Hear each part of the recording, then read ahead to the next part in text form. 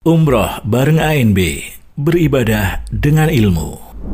Pertanyaannya adalah bagaimana hukumnya ketika ada orang yang dalam kondisi sakaratul maut, lalu ketika ditalkin susah mengucapkan dua kalimat syahadat. Akhirnya dipendekkan jadi Allah, ya. Karena baca la ilaha illallah tidak bisa. Kemudian dipendekkan jadi Allah. Itu bagaimana hukumnya? Yang diajarkan oleh Nabi Shallallahu Alaihi Wasallam bacaannya bukan Allah, tapi la ilaha illallah. Makanya lafadz yang beliau sampaikan, lakinu mautakum la ilaha illallah. Talkinlah orang yang mau mati di antara kalian dengan kalimat la ilaha illallah. Faman kana akhiru kalamihi la ilaha illallah dakhalal jannah. Karena siapa yang kalimat terakhir keluar dari lisannya adalah kalimat la ilaha illallah, maka dia akan masuk surga. Itu teks hadisnya.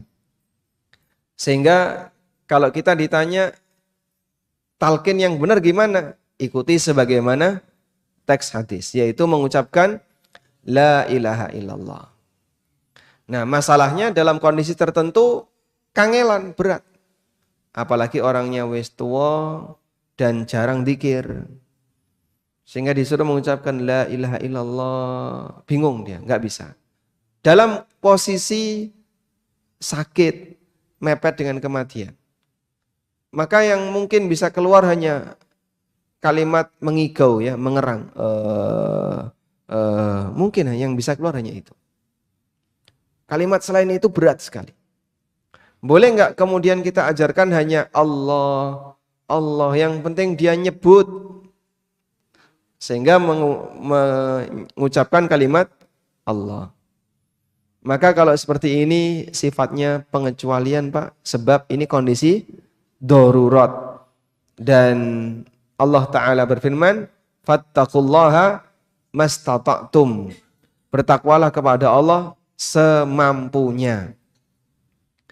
Sebagaimana ketika orang nggak bisa baca Fatihah, terus dia berusaha untuk menghafal Fatihah. Saat dia proses menghafal Al-Fatihah, yang mampu dia hafal hanya 3 ayat. Maka boleh nggak sholat hanya membaca 3 ayat Al-Fatihah?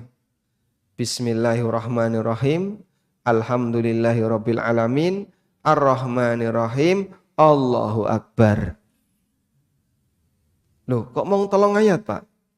Lah sisanya aku durung hafal. Boleh atau tidak? Boleh. Kenapa? Yang lain tidak hafal. Kalau saya sambung dengan yang lain boleh nggak, Pak? Nggih mboten pareng masuk Fatihah kok nyambung kalau lihat ini. Sehingga kalau hafalnya cuma 3, ya sudah sebisanya. Baca Fatihah 3 ayat, takbir. Sebab dia harus sholat. Dan hanya itu yang bisa dia lakukan. Maka dia bisa baca sesuai dengan apa yang mampu dia lakukan. Lebih dari itu dia nggak wajib. Sehingga kalau dalam kondisi orang yang sakit dan dia hanya bisa mengucapkan Allah, Allah, Allah, sudah nggak kuat baca la ilaha illallah, sudah nggak bisa. La ilaha, nanti malah la ilaha. La ilaha artinya apa? Tidak ada Tuhan, malah jadi nggak karuan. Maka cukup kita ajarkan Allah, Allah karena terpaksa. Namun bagi yang sehat, seger waras, bisa membaca dengan fasih dan jelas, ya zikirnya jangan Allah, Allah, Allah. Sebab dia harus zikir yang lebih dari itu. Kalau menyebut nama Allah tapi hanya 1 kata, bisa nggak? Bisa. Ar-Rahman, Ar-Rahman, Ar-Rahim. Seperti yang dilakukan oleh Bilal. Bilal waktu disiksa oleh Umayyah bin Khalaf, itu kan ditindih batu, ya. Dadanya ditindih batu, diterik matahari, sudah tanahnya panas, batunya ini panas, ditaruh di dadanya. Sesek itu dadanya. Jangankan batu, ya, kadang kita nyemplung ke air, ya, kena tekanan air saja, rasanya apa, Pak? Sesek.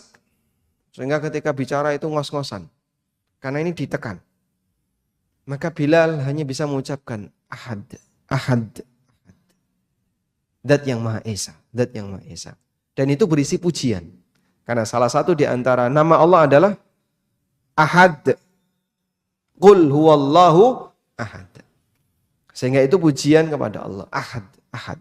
Hanya Allah, Esa, Sang Esa. Maka seperti ini boleh. Andaikan orang tadi diajari ahad, ahad. Insya Allah kalau dia mengucapkan itu dan dia tahu maksudnya adalah Allah, boleh. Wallahu a'lam.